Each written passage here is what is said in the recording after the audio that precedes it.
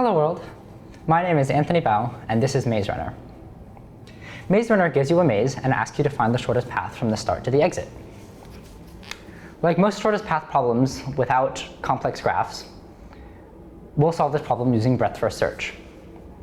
In breadth first search, we have a horizon of all of the places that are, say, 5 steps away from the beginning, and at every step we expand that horizon by 1 by looking at each place on the horizon. For instance, say these 2 squares are both 1, 2, 3, 4, 5, 6 spaces away from the beginning, and looking at each next place that they could go. So for instance, here and here. And we do that until we cover enough of the board that we hit our desired spot. At each step in the BFS, we'll mark the place that each cell expanded from. So for instance, we just expanded from this one to this one, so we'll draw an arrow from this top cell to this bottom cell. This way, each cell will have a pointer to the cell that you should come from to get there the fastest. This way, once our BFS expands enough to hit our desired spot, we just follow these arrows back and form the shortest path to the beginning. Okay, so first we'll define some structures to make it easier to deal with coordinates and mazes. So for instance, we'll have a coordinate that knows its row and column positioned in the maze. We'll have a cell in the maze that knows whether there is a wall in each of the four cardinal directions. And we'll have a queue, which is a linked list that we'll use to represent the horizon of our breadth first search. In our breadth first search, we'll always append to the end of this queue. That way, we go through all of the close cells before we hit the farther cells.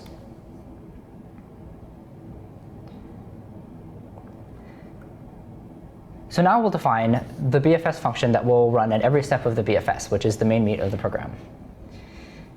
At every step, we'll have the current horizon queue,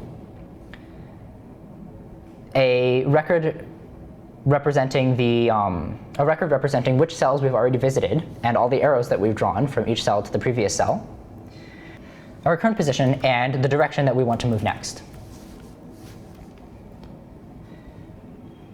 First, we check to make sure that we haven't already visited the cell that we're going to move into.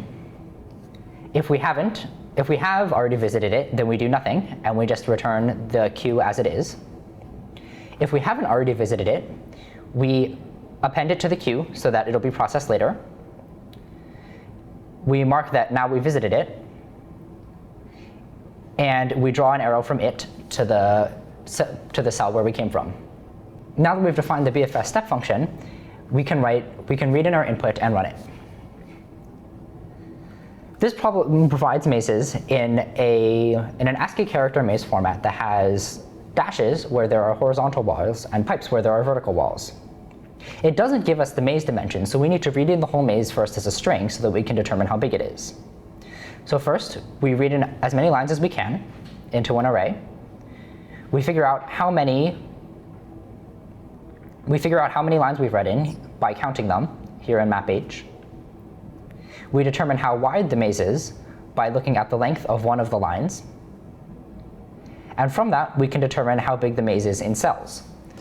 The maze's height in cells is going to be the height in lines minus 1/2, because you can have the starting line and then 2 lines per cell, consisting of the middle of the cell and the bottom of it. Similarly, the width is the width of the maze in columns minus 1 divided by 2. Now that we have all of the dimension information, we can construct the map as a list of records that we know how to deal with, cells with up, down, right, and left wall data. We'll initially say that there are walls everywhere and remove them as we see that there aren't. This way, around the outside of the maze, there will always be walls, so that the BFS knows that it can't wander outside. Now we need to parse the maze as they've given it to us.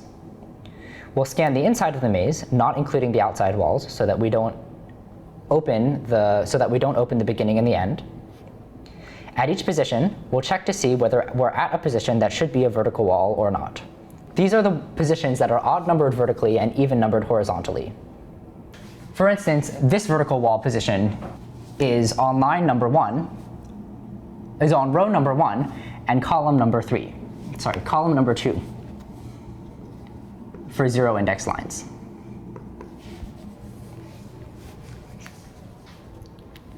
We check to see if there's a wall here, and if there is, in other words, if the character is a pipe, then we record that there's a wall there by putting it into our records for for the cell to the left and the right, saying that the cell on the left has a wall to the right, and the cell on the right has a wall to the left.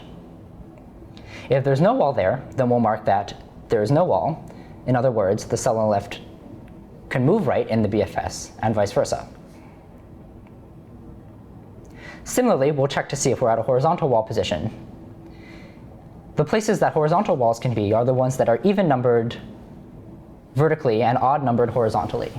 For instance, this horizontal wall position is 1 horizontally and 4 vertically. We'll check to see if there's a wall here and similarly update our cell data to say whether each cell can go up or down. Now we can do the breadth first search. We'll initialize our table of whether or not we've already visited each cell, initially saying that we visited no cells.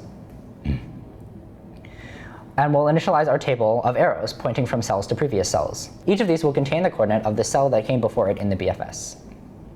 We'll initialize these to -1 to represent that we haven't visited those cells yet. Now we'll initialize our BFS queue. The queue will start out by containing only one element, which is the top left corner. Right away, we'll mark that we visited the top left corner and start doing our BFS step. To do the BFS step, we'll repeatedly do the BFS step until either the queue is empty or we've reached the end. If the queue is empty, it will mean that the horizon couldn't have been expanded, which means that there's no way to get from the beginning to the end. The problem guarantees us that this won't happen, which means that there's no way to get from the beginning to the end. At each step, we'll look at the first element in the queue. This will represent one of the elements that hasn't been looked at yet that's closest to the beginning. If it's already the end, then we can finish. Otherwise, we need to expand the queue. We'll do this by looking at all the neighbors of this one, seeing which ones don't have walls to them, and those that don't have walls to them, we will append to the end of the queue if they haven't already been visited.